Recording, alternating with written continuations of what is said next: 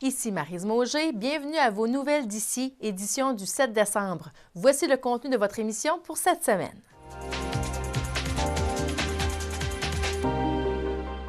Denis Pelchat, conseiller à la ville de Chandler, décerne un prix Citron au ministre des Régions, Jean Damour. Et si c'était plus que de la chicane? Femmes en mouvement désirent sensibiliser la population entre chicane de couple et violence conjugale. L'auteur Marie-Nicolas de Ferrer lance son 4e ouvrage, Un conte pour enfants éducatif. Développement social dans la MRC du Rocher-Percé, le temps est à la concertation. Et le Salon des artisans pour Noël est ouvert jusqu'au 24 décembre à Bonaventure.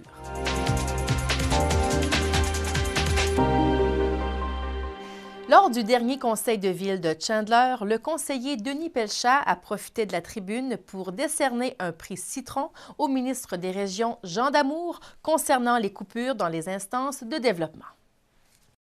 Quand même donner un prix Citron à M. Damour, qui est notre ministre délégué à la région, responsable de notre région, pour avoir dit dans différents médias que les gens de la Gaspésie seront fiers de participer finalement à l'effort du rétablissement du déficit. Oui, du dit déficit, là. Du gros déficit. Oui, mais on doit être fiers, nous, les Gaspésiens, de ça, de participer à cet effort-là. Hein? Donc, on doit être fiers, finalement, des nombreuses pertes d'emplois. On doit aussi être fiers de la fragilisation de nos établissements collégiaux, donc des campus. Hein? Encore, dans le fond, c'est une 6e coupure en 4 ans. Donc, on vient fragiliser grandement notre seul établissement collégial. Et là, je parle pour la région, mais c'est partout au Québec. Cette réalité-là, c'est partout au Québec. Donc, les Gaspésiens doivent aussi être fiers de payer davantage, hein, parce qu'on l'a dit, on l'a dit à la dernière séance, on ne croit pas au Père Noël, il y aura des augmentations de taxes encore cette année. On doit être fiers, M.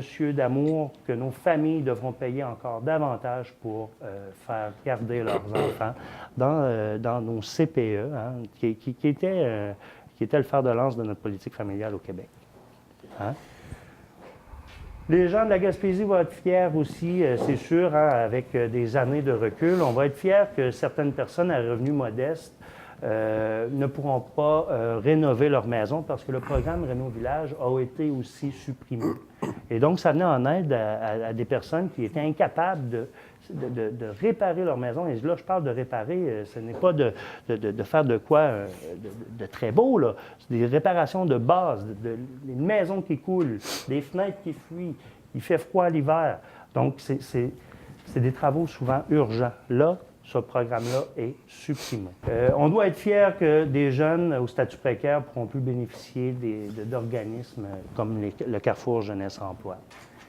Et de voir nos... Et de voir...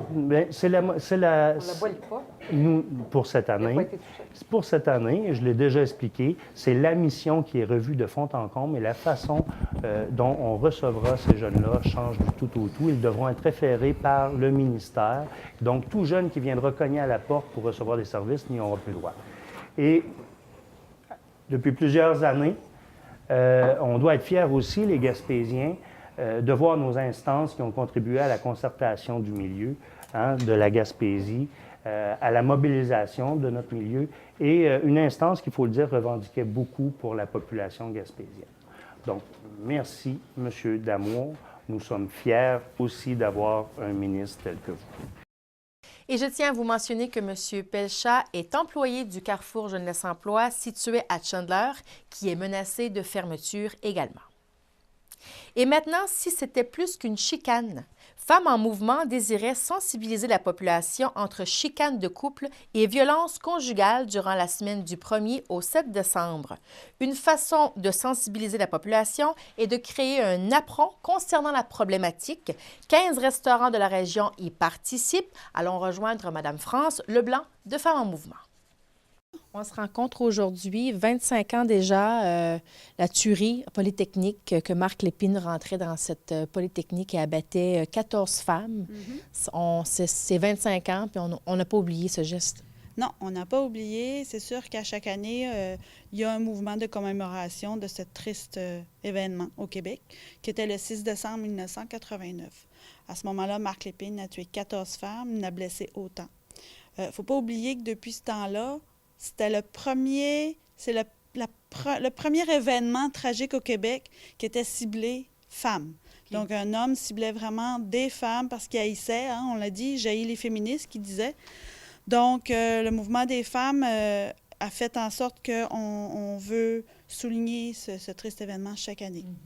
Il ne faut pas oublier aussi que depuis ce temps-là, donc depuis 25 ans, cette année, il y a 1040 femmes et enfants qui sont décédés, tués par violence conjugale, dont 807 femmes et 233 enfants. Donc, la violence conjugale, elle est toujours présente. On en voit peut-être moins, mais en même temps, on en voit beaucoup dans les médias. Quasiment chaque semaine, il y a un drame familial qui nous arrive. Vous avez pris ce fait pour pouvoir lancer une genre de campagne de promotion contre la violence conjugale. C'est ce que je peux comprendre? Oui, c'est ça.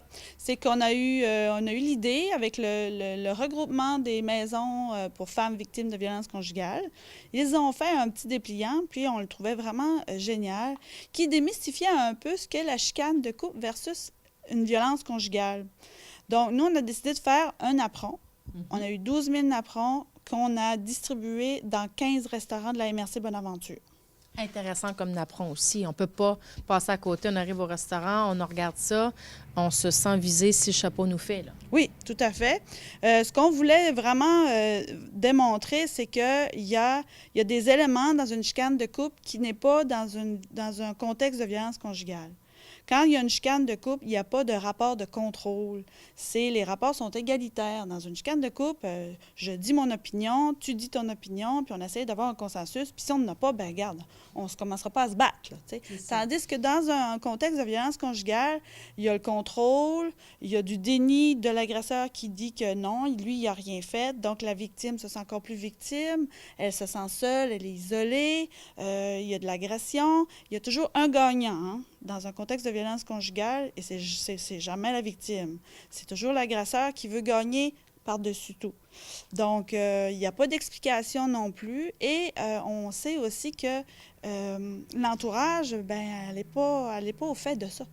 Elle est rarement témoin de ce qui se passe. Tandis que quand on chicane, on peut chicaner dans un restaurant, on s'ostine, puis bon, la famille dit « Ah, OK, arrêtez », puis c'est tout, ça finit là. Il n'y a pas de... Un échange d'opinion. Oui, tout à fait.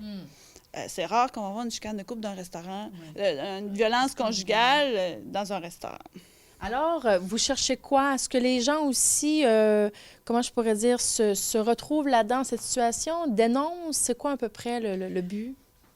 Bien, non. Le but, là, c'est pas nécessairement de dénoncer. C'est sûr qu'on veut que les femmes dénoncent, mais pourquoi les femmes, ils dénoncent pas? Vous savez, au mois de novembre, au mois d'octobre, on a eu le hashtag Twitter, là, agression non dénoncée. Ça a fait le tour. Il y a des millions de femmes qui ont dénoncé l'acte. Qu'est-ce qu'elles ont vécu et non pas l'agresseur. Nous, ce qu'on veut, c'est que les femmes qui vivent la violence conjugale soient capables de faire un pas en avant, puis de...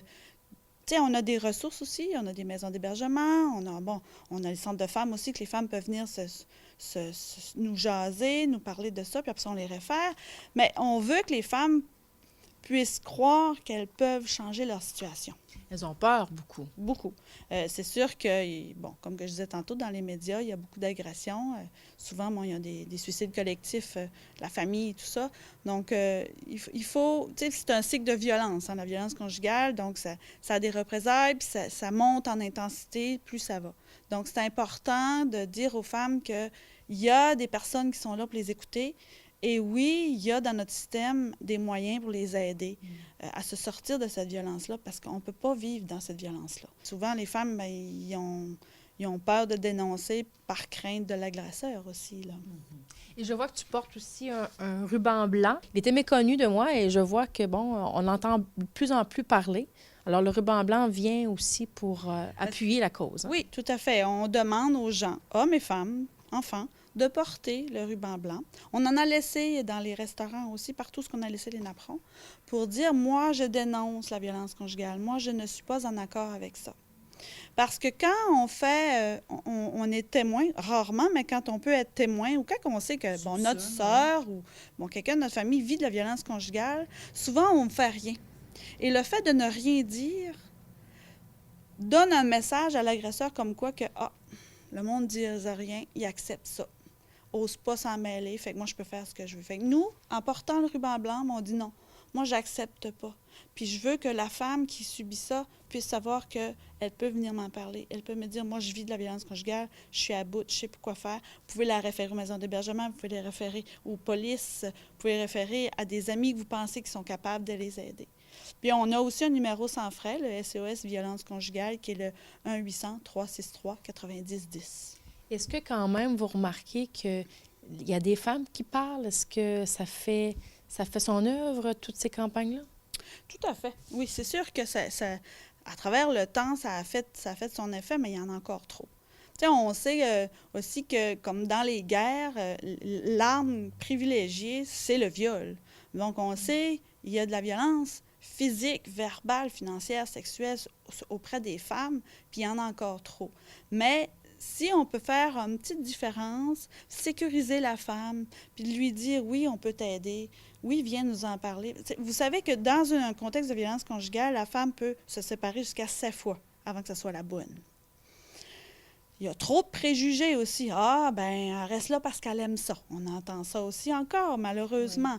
Oui. Elle reste là parce que... J'espère qu'il change. Oui, c'est ça. Mais oui, la femme, elle espère qu'il change parce qu'en réalité, elle est avec cet homme-là parce que, je veux dire, il y a quelque part, il n'est pas juste mauvais, cet homme-là. Il a des qualités, il a été bon avec elle, mais il y a un problème de violence en lui qui se reflète sur la femme. Et nous, on veut dire aux femmes, vous avez les moyens de sortir de là. Je sais que c'est difficile.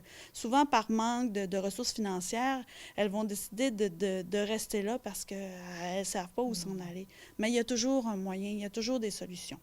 Alors, c'est ça. Il y a toujours une solution, on se raccroche à ça. Oui. Le développement social dans la MRC du Rocher-Percé est important depuis de nombreuses années. Nous sommes allés rencontrer l'agente en communication, Mme Clémence Montocchio. Bonjour Clémence. Bonjour.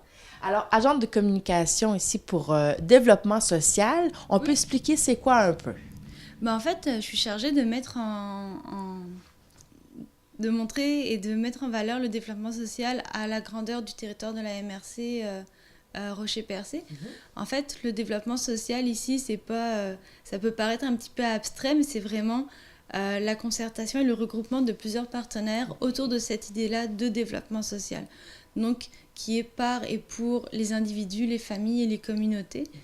Et le but, c'est de vraiment rejoindre des bénévoles, des organismes communautaires, les élus, mettre toutes les ressources en fait disponibles, impliquées dans le développement social pour mettre en place un plan d'action en commun qui rejoint plein de thématiques. Ça a été initié par qui, ce beau projet-là? En fait, c'est ça, c'est vraiment plusieurs partenaires qui se sont mis ensemble, que ce soit en alimentation, pour les bonnes habitudes de vie, pour la persévérance scolaire, pour les loisirs, l'implication citoyenne, le sport, la lutte à la pauvreté et à l'exclusion sociale. Et le but, c'est de voir quels sont les besoins dans la MRC et voir comment on peut agir ensemble de façon concertée et surtout très démocratique pour répondre à ces besoins-là. Alors oui, comment qu'on va faire ça? Là, vous commencez à faire un peu de publicité. C'est quoi là, vos plans pour les prochains mois? En fait, ça fait plusieurs années que ça existe déjà. Là. C'est un gros travail qui a commencé même en 2008. C'est un travail de très grande haleine. C'est vraiment rassembler les partenaires. Il y a eu 2 grands-messes justement qui ont rassemblé tous les partenaires, dont celle de l'année dernière où un plan d'action a été mis en place. Puis ce plan d'action-là, il est mis pour l'année en cours. Puis c'est ça, c'est différentes actions qui répondent à différentes problématiques. Donc je sais pas... Ça va, c'est ça. Alors là, on invite les gens à se concerter. Dans le fond, on veut une synergie, on veut que tout le monde se parle. Exactement. Donc en fait, c'est les organismes, comme je disais, les organismes communautaires, les bénévoles, qui sont invités à se rejoindre autour de tables sectorielles et au moment de la grand-messe pour mettre en commun les ressources, pour voir quels sont les besoins, comment on y répond, quelles actions on entreprend ensemble de façon démocratique et concertée, et qui s'implique là à titre de d'organismes, d'individus, de bénévoles. Parce que la problématique est quoi? C'est qu'on fait un peu n'importe quoi, n'importe comment, ou on sent qu'on a besoin de travailler plus ensemble?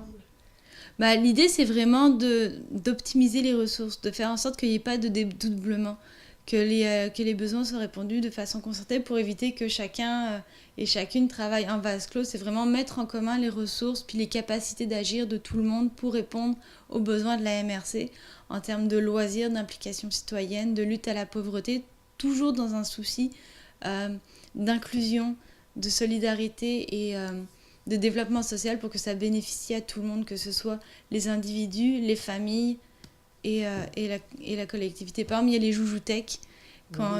Ça, c'est des activités vraiment concrètes qui ont été mises en place dans le cadre du plan d'action, qui sont soutenues par différents partenaires. Oui. Il y a aussi les cuisines collectives, qui sont des projets vraiment concrets, qui sont... Soutenus par le développement social, oui. Qui sont soutenus, puis c'est surtout, c'est pas... Ça fonctionne de façon démocratique, c'est les partenaires qui font ça, mais qui sont soutenus par l'ensemble des autres partenaires. Okay. C'est vraiment dans un souci de fonctionnement démocratique, citoyen, concerté, c'est vraiment... Okay. J'ai vu passer aussi Produire la santé ensemble, est-ce qu'ils sont partenaires dans quel sens? Oui, eux, ils sont très actifs dans la région, puis on voit vraiment les impacts que ça peut avoir. Mais par exemple, il y a des actions comme les petits cuistots dans les écoles, les jardins thérapeutiques. Ils vont travailler avec d'autres organismes, comme par exemple le Centre Émilie Gamelin. Ils ont fait un jardin thérapeutique cette année, en lien avec PSE. Puis justement, le développement social, la table à grand-messe, le fait de se réunir autour, tout le monde ensemble, ça permet de mettre en lien les partenaires entre eux, puis de créer des projets comme ça. Et est-ce que les gens participent quand même? Bon, ça existe depuis quelques temps, mais quand même, là, on a besoin de mettre ça un petit peu plus, là, de mousser ça. Mais il y a quand même plus d'une centaine de partenaires, que ce soit autant des organismes que des bénévoles. Évidemment, les municipalités sont aussi impliquées, la MRC. On a une page Facebook qu'on a lancée dernièrement pour vraiment informer la population et les partenaires entre eux de tout ce qui se passe en termes de développement social à grandeur du territoire de la MRC. Lors du Salon de Noël à Grande-Rivière à la fin novembre, l'auteur Marie-Nicolas de Ferrer lançait son 4e ouvrage, un conte éducatif pour enfants intitulé « Monsieur Fripon et ses compagnons ». Je suis allée à sa rencontre. Native de Grande-Rivière, l'auteur Marie-Nicolas de Ferrer a 3 romans à son actif et vient de lancer son 4e ouvrage, un conte à saveur éducative intitulé « Monsieur Fripon et ses compagnons ». Alors, Monsieur Fripon, ça consiste à un conte, poésie enfantine avec des rimes en « on ». C'est Monsieur Fripon et ses compagnons qui jouent. Certains jouent au ballon, d'autres taquinent du poisson dans un aquarium. D'autres s'amusent avec les pinsons et les pigeons sur le gazon, ou les canetons dans le lagon. Alors, tous des beaux mots que les enfants peuvent apprendre. Alors, il y a à la fin un lexique. Si l'enfant arrive puis il lit, la nuit, ils dorment tous avec un « O ». Si l'enfant ne reconnaît pas l'image et que le parent qui l'aide à lire ne sait pas le mot « ourson », ça peut arriver, ils vont là derrière, ils vont chercher le mot « ourson ». Alors voilà. C'est comme éducatif. C'est éducatif, c'est interactif et jusqu'à maintenant, les enfants adorent. Son premier roman, « Et si le homard s'était réveillé », est une saga d'une famille de la Gaspésie des années 70 et traite entre autres de la manipulation affective. Le 2e roman, « Que le diable vous emporte même si je vous aime », est un roman policier basé sur des préceptes de vie de 7 nations amérindiennes et « Libérez-moi » traite de disparition d'une femme en Gaspésie. Tous mes 3 romans sont basés en Gaspésie et en Amérique latine, les 2 endroits où je connais le mieux au monde. Alors c'est sûr que ça ici, ça passe aussi d'une histoire vécue, la disparition d'une amie, mais je n'ai pas voulu qu'elle meure. Je lui ai créé une vie tout à fait fictive, mais j'ai quand même créé une vie à partir d'événements réels. Pour ce dernier ouvrage, l'auteur s'est entouré d'illustrateurs ayant l'âge de son public cible. Je vous présente Brandon Cauvier-Grenier. Il a présentement 10 ans, Brandon. Mais quand il a participé à l'élaboration de mon livre contre M. Fripon et ses compagnons, il est un des illustrateurs et celui qui a supervisé tous les dessins. Parce que je dois vous dire, ma belle Maryse, que tous les dessins ont été faits par des enfants. Ils n'ont pas été retouchés sinon pour les couleurs. Donc, on n'a pas passé, un artiste n'a pas passé pour rectifier les petites erreurs qu'il aurait pu avoir. Alors, tous les dessins sont faits. Le dragon de Brandon ici, son lion. Ils ont embarqué dans le projet, mais il y avait quand même certaines restrictions au niveau. Là, je n'ai pas marqué les noms des enfants. Seulement ceux où les parents ont permis, comme la maman de Brandon. Alors, c'est marqué comme explication, les noms des enfants de qui j'ai eu la permission. Donc, Maëlle Deschênes et Joanne Deschênes qui ont fait les dessins. Brandon ici à mes côtés, Jasmine et Alissa, mes petites filles, et j'ai marqué quelques élèves du couvent Bon Pasteur à la Grande-Rivière. Je dois dire que le livre se vend 10 $. C'est conçu pour les enfants, c'est-à-dire que ce n'est pas lourd, c'est quand même petit, leurs petites mains peuvent le prendre facilement, et même s'il le mordit, c'est pas grave, c'est laminé. Alors, il n'y a pas de chance qu'il n'y a pas de vernis, là, des choses toxiques et tout ça. Puis, ils ne peuvent pas le déchirer. Bien, ils peuvent le déchirer, tout se déchire. C'est plus difficile à déchirer qu'un livre en papier, par exemple. Et j'ai mon 4e roman, dont on a parlé, toi et moi, il y a quelques mois, est toujours en chantier, mais je l'ai mis de côté un peu pour laisser de la place à M. Fripon et ses compagnons. Puis l'an prochain, si le projet a autant de succès qu'on en souhaite, on va se mettre à l'écriture du 2e tome de poésie infantile. Mais cette fois-là, les enfants vont écrire les rimes eux-mêmes, sous ma supervision, bien évidemment. Et puis, ça va être sous la supervision de Marie-Nicolas de Ferrer, écrit par, j'espère que Brandon va être là, il dessine tellement bien. Je suis sûre qu'il écrit bien aussi. Afin de vous procurer ce dernier ouvrage, Mme Nicolas de Ferrer invite à communiquer avec elle en passant par son adresse courriel qui est marie.roberto@commercialhotmail.com et elle a également une page Facebook à son nom. Maintenant, un endroit pour faire de belles trouvailles pour vos cadeaux de Noël, c'est le Salon Boutique des artistes et artisans à Bonaventure au Musée acadien. Allons rejoindre Mme Diane Robert pour en savoir davantage.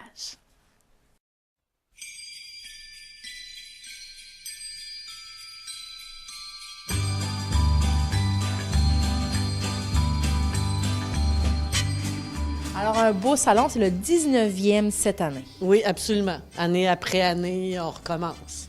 C'est du travail quand même, mais vous êtes habitué, c'est quelque chose qui est rodé. Hein? Oui, on peut dire oui. C'est quoi la différence ici de ce salon-là? Est-ce que c'est sa longévité ou c'est parce que justement, il est ouvert plus longtemps que les autres? Bon, effectivement, le fait qu'on est ouvert plus longtemps, mais l'autre différence, c'est qu'on l'a installé sous forme de boutique. Contrairement à d'autres salons où les artisans sont là avec leur table. Par contre, on offre quand même la possibilité aux gens de rencontrer des artistes et artisanes les fins de semaine, les vendredis, samedis, dimanches. Il y a toujours une personne qui est sur place pour présenter ses créations. Donc, ça permet aux gens de pouvoir rencontrer qui est en arrière de ces œuvres-là.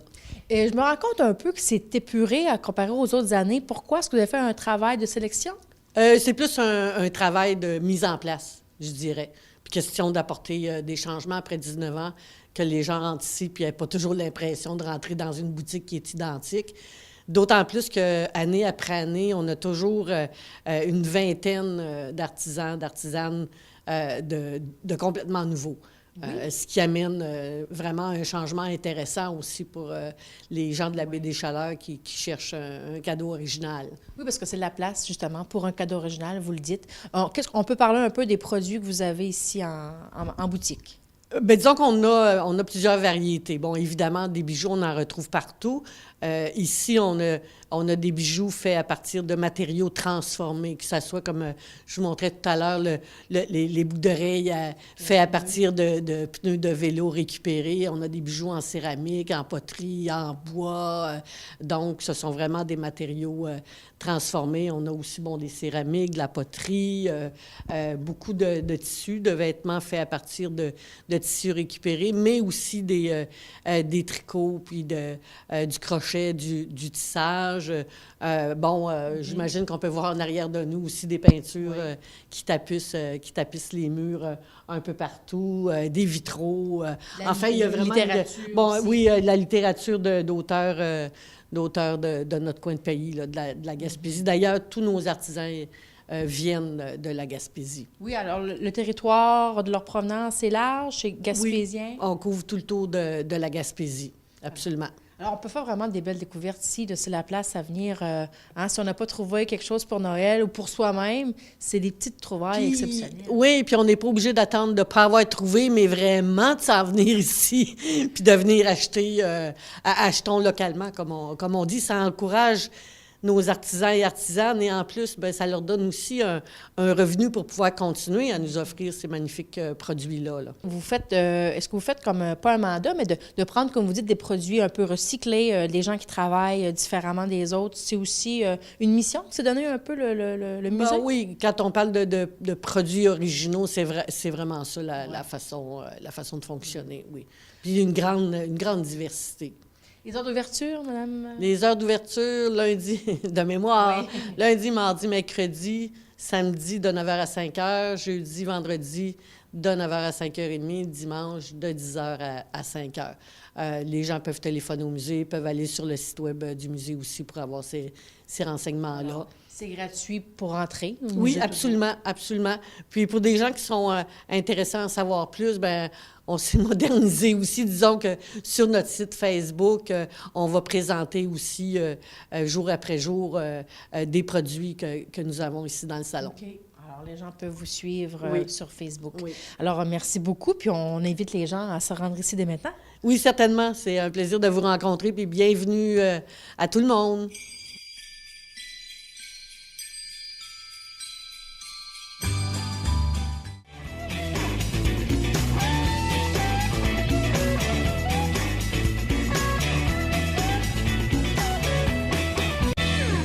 À la chronique agenda de cette semaine, le Club de la Jarre de Newport vous invite à son super bingo tous les dimanches du mois de décembre, 7, 14, 21 et 28 décembre, de 19h30 à 22h. Prix de 2 560 $, dont un gros lot de 800 et 400 $. Et vous avez également le jeu en réseau. Et le Club de la Jarre de Newport vous invite aussi à sa soirée dansante tous les samedis du mois de décembre. C'est le 6 décembre, 20, 27 et mercredi, le 31 décembre, à compter de 21h. Alors, c'est la musique de Gérard et Rose. Bienvenue à tous et à toutes. Seul à Noël, alors le Noël du bonheur, c'est pour toi, c'est la 20e édition. C'est dimanche le 28 décembre au Centre communautaire de Saint-Siméon. Alors, c'est pour toute personne seule durant la période des fêtes, résidant dans la MRC de Bonaventure. C'est pour les gens de 0 à 100 ans. C'est 15 $ pour entrer, c'est payable aussi à la porte et gratuit pour les enfants de 12 ans et moins. Inscription obligatoire avant le 22 décembre dès 16h. Vous communiquez le 534-2449. Le Club optimiste de Saint-Godefroy vous invite à son souper de Noël samedi le 20 décembre à 18h. Au menu soupe, pâté à la viande et à la dinde. Vous avez la musique et l'animation de Jannick Collin. C'est 15 $ par personne. Pour information, communiquez Fabien au 752-2812 ou Jean-Claude au 752-2831. Et on vous invite également dimanche le 21 décembre dès 12h30 à la parade de Noël du Club optimiste de Saint-Godefroy. Alors, ce sera la parade du Père Noël dans les rues ici à Saint-Godefroy. Maintenant, on termine l'émission de cette semaine avec un extrait de la chorale L'Impromptu qui était de passage à Passepébiac au Centre culturel. Alors, une chorale du Grand Gaspé dirigée par Madame Carmen Léger. Merci beaucoup. On se donne rendez-vous la semaine prochaine.